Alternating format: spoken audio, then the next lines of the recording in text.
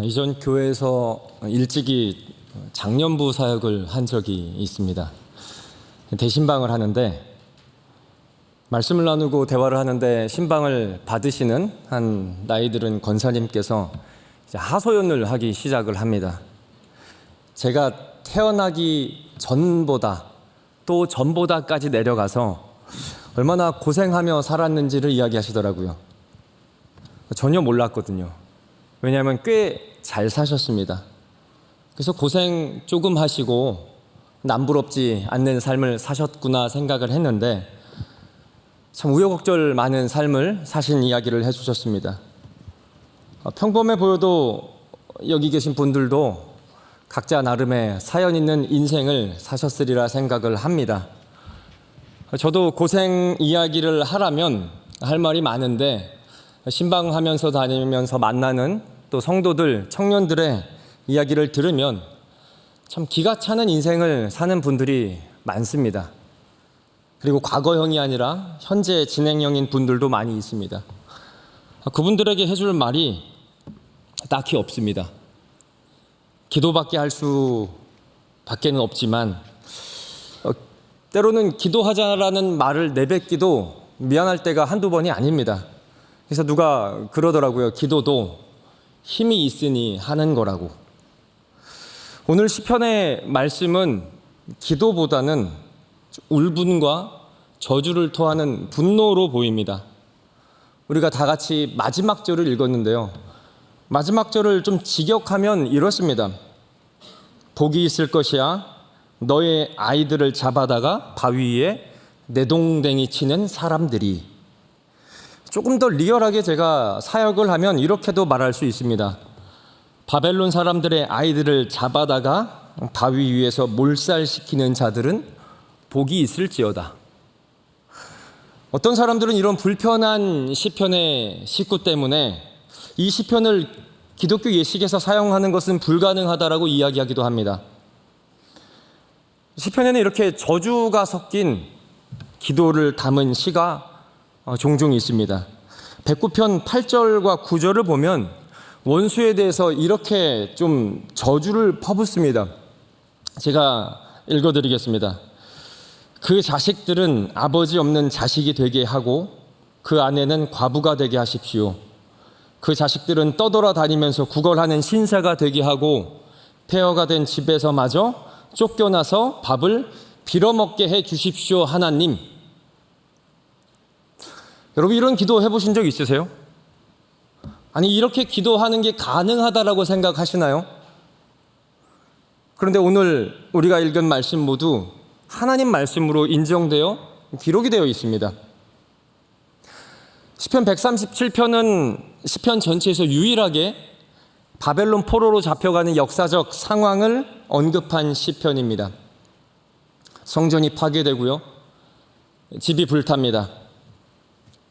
가족들이 살해당하는 모습을 눈앞에서 목격을 하고 여인들이 강간당하는 끔찍한 정신적 외상을 겪은 이스라엘 백성들의 시각에서 쓰여진 시편이 오늘 시편 137편입니다. 그러니까 그 끔찍했던 그날 사건을 겪은 자들이 기록한 시라는 겁니다. 이들이 바벨론으로 잡혀갑니다. 바벨론으로 잡혀간 포로들이 바벨론 강가에 앉아서 시온, 예루살렘, 고향을 향하여 웁니다. 바벨론 왕국은 유프라테스 강과 티그리스 강이 만나는 곳에 세워진 거대 제국입니다. 바벨론은 전쟁 포로를 이용해서 이 두 강을 이용하여 많은 수로를 만들었습니다. 그래서 에스겔서 1장 1절을 보면 유대인들이 그발 강가에 거주했다라고 이야기를 하는데 아마도 그발 강가 수로가 그들의 일터이자 삶의 터전의 자리였던 것으로 보입니다. 잠을 자고 일어나 눈을 뜨면 강이 보입니다. 우리는 그런 뷰를 뭐라고 이야기하죠? 리버뷰라고 이야기를 하죠. 낭만적이었을까요? 끔찍했을 겁니다. 여러분 강가는 비가 조금이라도 많이 오면 다 쓸려가는 곳이 강가입니다. 그래서 바벨론 사람들은 강가에 살지 않았습니다. 버려진 땅, 아무도 살지 않는 땅에 유다 포로들이 살았던 거죠. 또한 그곳에선 수많은 그들의 형제 자매들이 강제 노역하다 죽어간 곳이 바로 바벨론 그발 강가입니다. 선택이 아닌 억지로 살아가야만 하는 그 장소. 소망이 없으니 절망도 없죠. 그저 울분으로 가득한 하루였을 겁니다. 그래서 이들은 강가에 앉아서 매일매일 웁니다. 2절과 4절에서 이들이 비참하게 우는 이유 하나를 이야기를 하는데요. 아마 이 시편을 기록한 사람은 성전을 찬양대로 섬겼던 자손, 후손으로 보입니다. 그들은 바벨론까지 그들의 분신과도 여겼던 수금을 챙겨옵니다. 왜 가져왔을까요? 바벨론 땅에서도 하나님을 찬양하려고요? 아니요. 하나님의 예배는 오직 예루살렘 성전에서만 드려집니다. 이들은 소망했거든요. 곧 하나님께서 우리를 불려가실 때, 그래서 예루살렘으로 다시 올라가서 예배를 드릴 때, 그때 우리가 이 악기로 찬양을 할 거다. 그런데 바벨론 사람들이 악기를 가진 유다 포로를 보고 한 가지 요구를 합니다. 요구가 아니라 명령이겠죠. 성전을 섬길 때 불렀던 성전을 올라가는 노래, 시온의 노래 중 하나를 불러봐라. 그들은 유다 백성들이 자신들의 파티에 BGM을 깔아주기를 원합니다. 흥겨움을 제공해주기를 원하는 거죠. 술 마시고 흥청망청 노는 그 파티에 시온에 올라가는 그 노래를 불러봐라, 연주해봐라 하는 겁니다. 이제 여기서부터 이들의 인생이 단순히 몸의 힘듦이 아닌 정신적, 심리적 패배임을 마주하게 됩니다. 조롱받거든요. 성전이 완전히 파괴되었는데 무슨 성전을 올라가는 기쁨의 찬양을 합니까?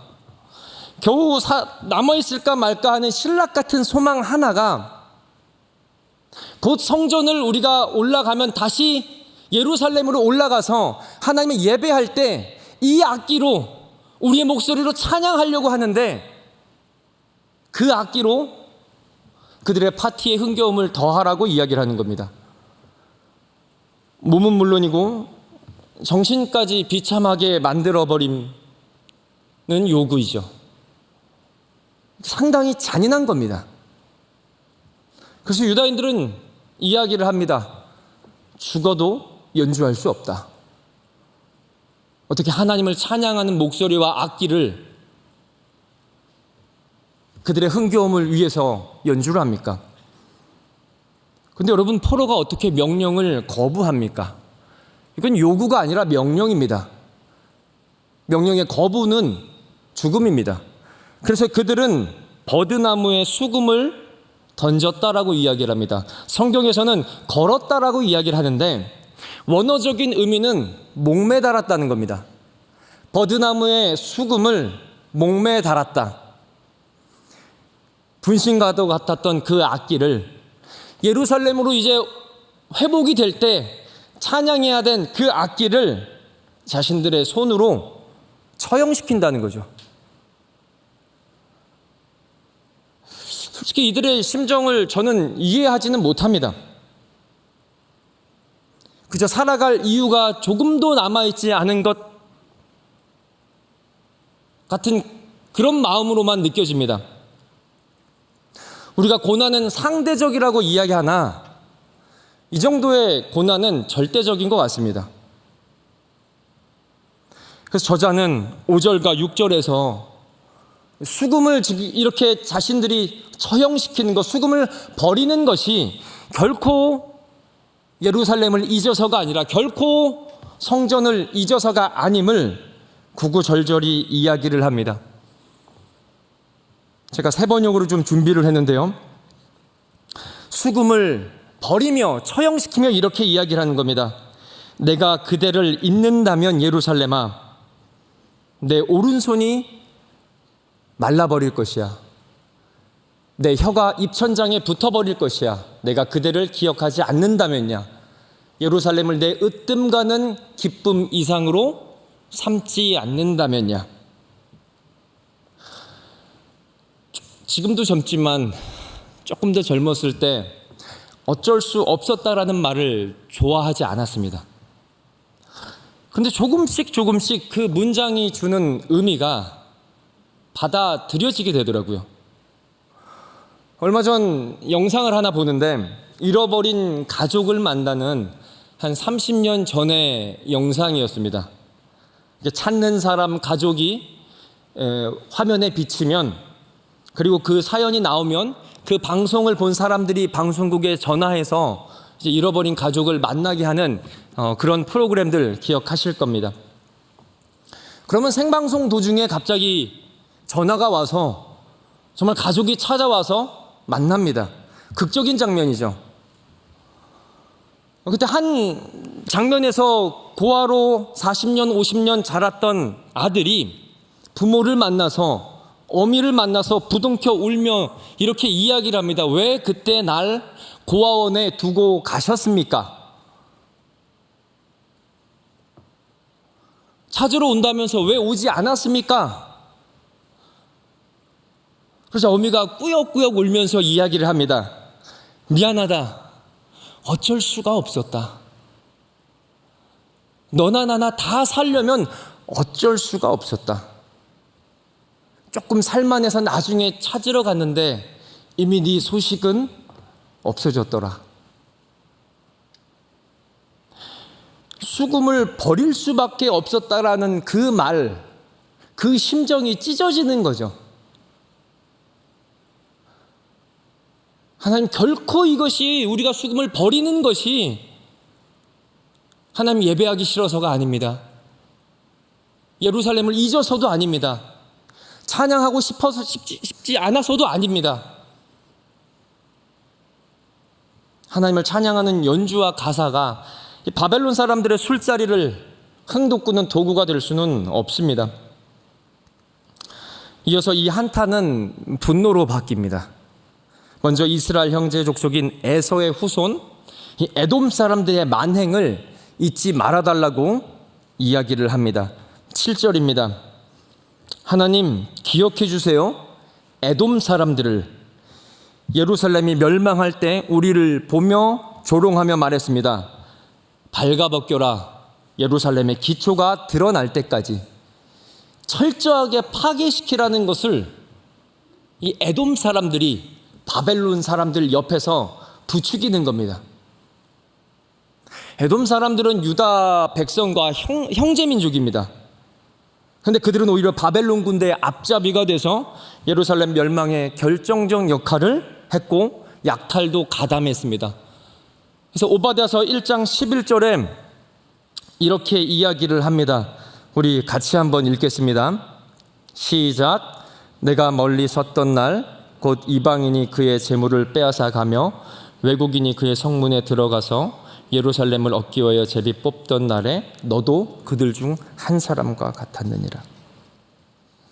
그리고 이어진 8절과 9절은 이 만행의 대상자인 바벨론을 향하여 이야기를 합니다. 8절과 9절입니다.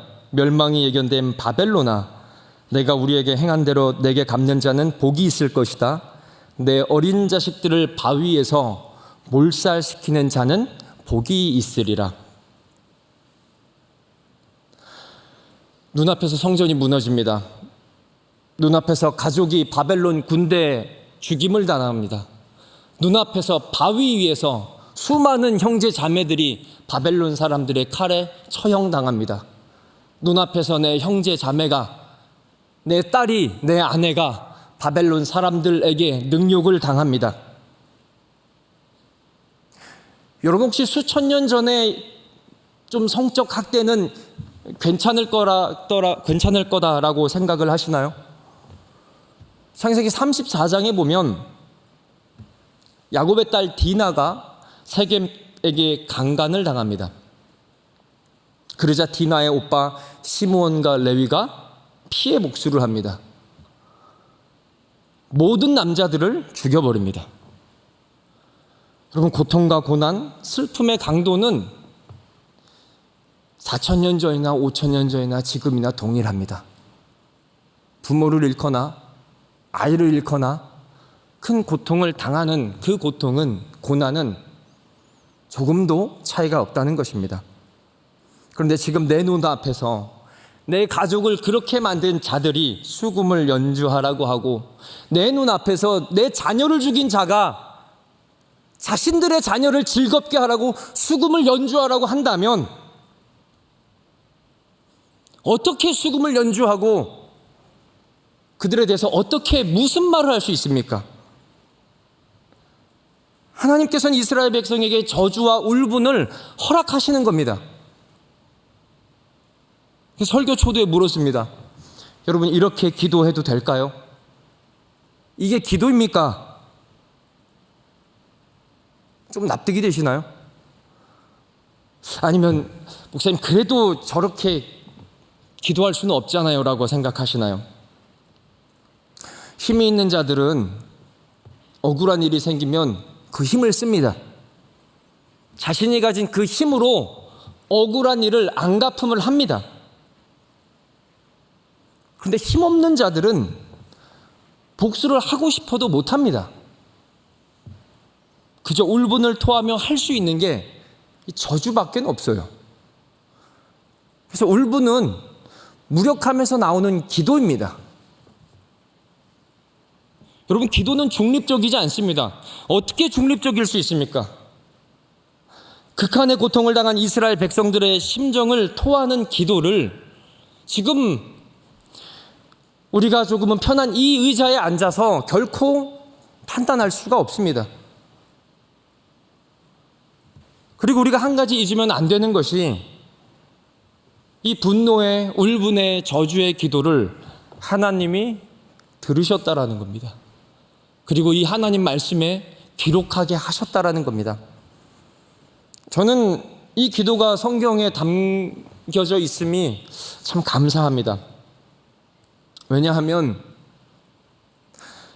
하나님이 우리의 어떠한 감정도 받아주심을 성경이 보여주기 때문입니다. 우리의 어떠한 감정도 우리 아버지는 받아주신다고요. 우리는 하나님을, 아니 예수님을 좀 어느 정도 중산층 정도의 삶을 살고 또 언어와 행동이 품격을 유지하는 분으로 생각을 하고 싶어 합니다. 그런데 시편을 읽어보면 하나님께 토해내는 많은 말들이 꽤나 상스럽습니다. 개역개정은 순화하여 표현을 좀 많이 했는데, 메시지 성경이나 새번역 성경들을 읽어보면 시장 언어가 질비합니다. 그 말은 수많은 욕들이 이 안에 내포되어 있다라는 겁니다. 분노가. 근데 전혀 이상하지 않습니다. 왜냐하면 이게 우리의 인생이잖아요. 품위 있는 척하지만 한순간에 무너집니다. 말할 수 없는 고통 앞에서 고상한 기도는 나오지 않습니다.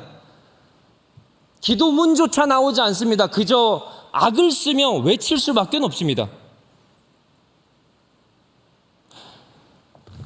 제가 신방을 이제 코로나 전에는 또 이전에도 많이 다녔었는데, 제일 가기 싫은 신방이 어린이 병동 신방이에요. 가까운 세브란스나 서울대학 병원을 가면 어린이 병동이 따로 있습니다. 물론 신방을 하러 가는 그 대상은 큰 수술은 아니지만 그곳에 가면 어김없이 부모의 절규가 들리거든요. 고상할 수가 없습니다.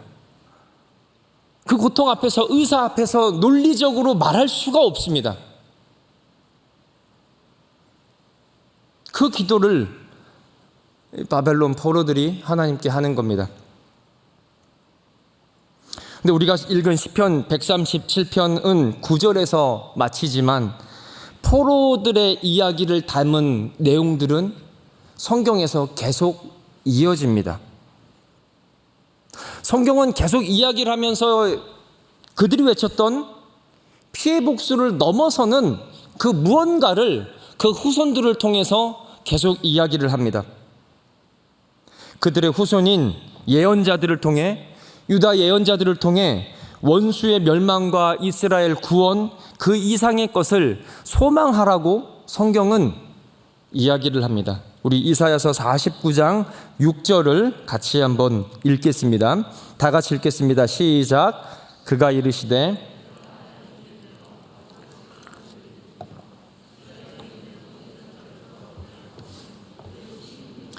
내가 또 너를 이방의 빛으로 삼아 나의 구원을 베풀어서 땅끝까지 이르게 하리라. 하나님은 의로우셔서 죄악을 심판하셔야 됩니다. 그런데 우리 하나님은 눈에는 눈, 이에는 이를 정의의 전부라고 이야기하진 않습니다. 우리의 정의는 내 눈에 피를 흘리게 만든 사람 눈에도 피가 흘려져야 되고, 나를 다치게 한 사람의 그 손에도 다치게 해줘야 되는데, 이게 정의라고 생각하고 부르짖는데, 하나님은 그 울분을 들으시며 우리와는 조금 차원이 다른 하나님의 정의를 이스라엘 백성들을 통해서 이야기를 하십니다. 그것이 오늘 이사야 49장 6절에 나오는 메시지입니다. 너를 이방의 빛으로 삼아 나의 구원을 베풀어서 땅끝까지 이르게 하리라. 자신들의 원수였던 이방 사람들이 여호와를 알게 하는 것, 불편하지 않으세요? 이스라엘 민족을 이렇게 짓밟았던 이방 사람들이 여호와를 알게 했던 것, 그래서 그렇게 요나가 악을 쓰면서 말했던 겁니다. 혹시 제가 너무 빨리 회복과 소망을 이야기한다고 해서 불편해하지 않으셨으면 좋겠어요. 실제로 이사야서에서 이 메시지를 듣고 바로 아멘 아멘 했던 백성들이 없었습니다. 우리 같은 하루살이들은 모를 수밖에 없어요. 10년, 20년, 아니 30년은 지나야 그때 그것이 하나님의 인도하심이었군요 라고 요셉처럼 이야기할 수 있는 겁니다. 그래서 우리 하나님께서는 우리에게 맞춰주시려고 이해가 안 되는 이 소망을 예언서 곳곳에 흔적으로 소망을 남겨두십니다. 또 시편 137편 같은 억울할 때 도저히 이 소망이 받아들여지지 않을 때 이렇게 울분을 토하고 기도를 하라. 시편 137편도 두셨고요. 그러니 지금 당장 이 소망이 와닿지 않거나 오히려 불편하게 들리셔도 괜찮습니다. 하나님이 그렇게 두셨으니까요. 여러분, 실제로 시간이 70년 지난 후 바벨론은 비참하게 처참하게 파괴됐습니다. 그리고 이스라엘 백성들은 고국으로 돌아왔고요. 정의라면 이제 하나님의 이야기는 멈춰야 되는데 예언은 멈추지 않습니다. 하나님의 차원의 정의와 우리가 생각하는 정의는 다르기 때문입니다. 하나님의 정의는 이스라엘 백성들을 이방의 빛으로 삼아, 우리를 이방의 빛으로 삼아 땅끝까지 하나님을 알게 하는 것, 미셔널 처치, 이게 하나님의 정의인 겁니다. 여러분, 이게 가능할까요? 가능합니까? 불가능합니다. 죄와 욕망의 연약함으로 가득한 우리는 불가능해요. 한편에서는 이해하고 용서해야 되는지 하면서 또 돌아서면 한편으로는 너무 억울해서, 너무 화가 나서 이 저주를 넘어서는 저주까지 하고 싶은 게 우리니까 불가능하다고요. 그래서 하나님은 어떻게 가능하게 하실까요? 하나님이 이 땅에 내려오시는 거예요. 그래서 구약의 예언자들의 흔적을 보면 어떤 사건을 이야기하지 않고 어떤 한 사람에 대해서 이야기를 합니다. 바로 하나님이신 예수 그리스도를요. 그리고 그분께서 이 땅에 오셔서 십자가에 우리 죄를 대신하여 진노를 받으심으로 하나님의 정의를 이어가시는 겁니다. 그래서 바울 사도는 로마서 4장 25절에 이렇게 이야기를 합니다. 같이 읽겠습니다. 예수는 우리가 범죄한 것 때문에 내줌이 되고 또한 우리를 의롭다 하시기 위하여 살아나셨느니라. 우리는 나를 힘들게 하는 그 문제가 해결이 돼야 그 다음에 소망을 품는 것이 순서인 것 같은데 성경은 그렇게 말하지 않아요. 힘듦과 억울함을 품은 채 내 죄를 달리시고 죽으신 예수 그리스도의 십자가를 바라보면 새로운 소망이 생길 것이다 라고 이야기를 합니다. 그리고 그것이 우리를 통한 하나님의 정의라고 이야기를 합니다. 여러분, 이거는 자기 깨달음이 아니에요. 내가 깨달은 게 아니에요. 그리스도의 은혜가 내 감정과 생각을 바꾸시는 겁니다. 십자가를 통해서요. 그래서 우리는 모든 울분을 가지고 모든 어려움을 가지고 십자가 앞에 나아가는 겁니다.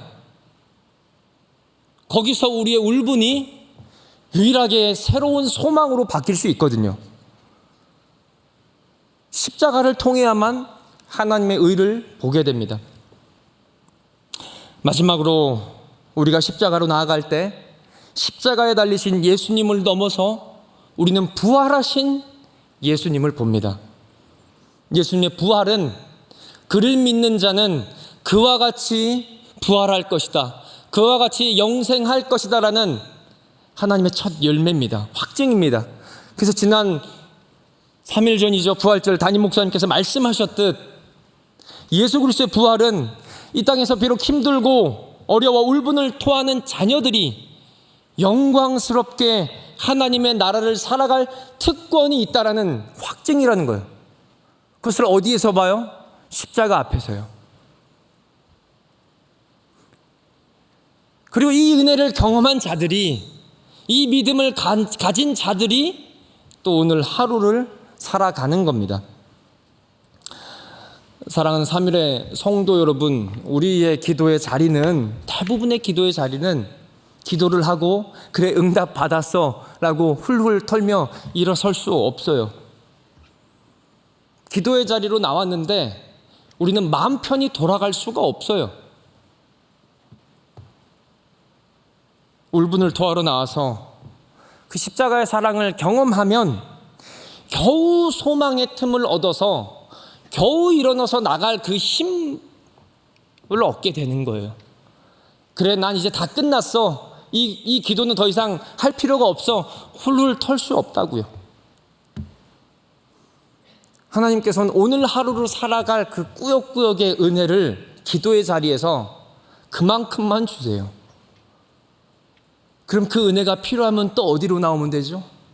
또 기도의 자리를 나와서 그 하루를 살아갈 수 있는 그 은혜를 얻고 가는 거죠. 우리의 기도가 꼭 품이 있을 필요는 없어요. 여러분의 모든 감정을 내어놓으셔도 됩니다. 어떠한 감정도 우리 하나님은 들으신다고요. 그래서 염려와 걱정 많은 이 땅을 살아가는 자녀의 외침에 우리 하나님께서는 우리의 기도를 들으시고 각자의 마음에 새 소망을 주실 겁니다. 이 은혜가 또 기도의 자리를 나온 여러분에게 있기를 소망합니다. 우리 같이 찬양하고 또 각자 가지고 나온 기도 제목 가지고 기도하고 일어나시겠습니다.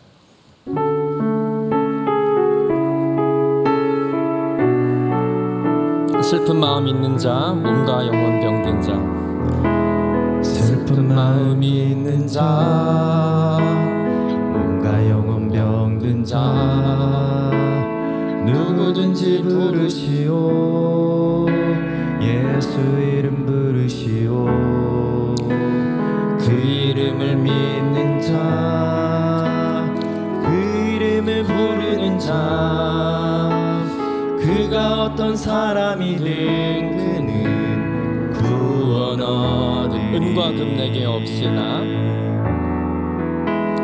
은과 금 내게 없으나 낮은 건 너에게 주니 능력의 이름 예수라. 그 이름을 붙드시오, 그 이름을 믿는 자, 그 이름을 외치는 자, 그가 어떤 사람이든 그는 주의 영광 보리라.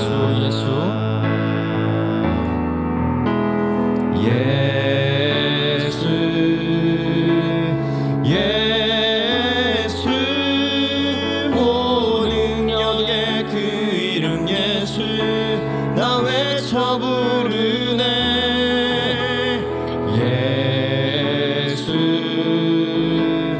예수 오 구원의 그 이름 예수 나 외쳐 부르네. 예수 그리스도 예수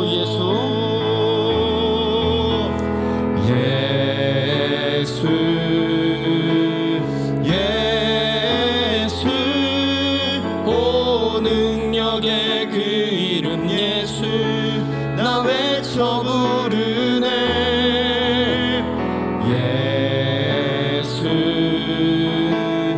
예수 오 구원의 그 이름 예수 나 외쳐 부르네. 예수 그리스도. 가지고 나온 기도 제목 말씀 생각하면서 함께 기도하겠습니다. 사랑의 많으신 하나님 아버지, 오늘도 힘겨운 삶을 살고 또 온 참 수많은 하나님의 자녀들이 이곳에 있습니다. 기도를 하고 싶지만 그 기도조차 나오지 않는 자녀들이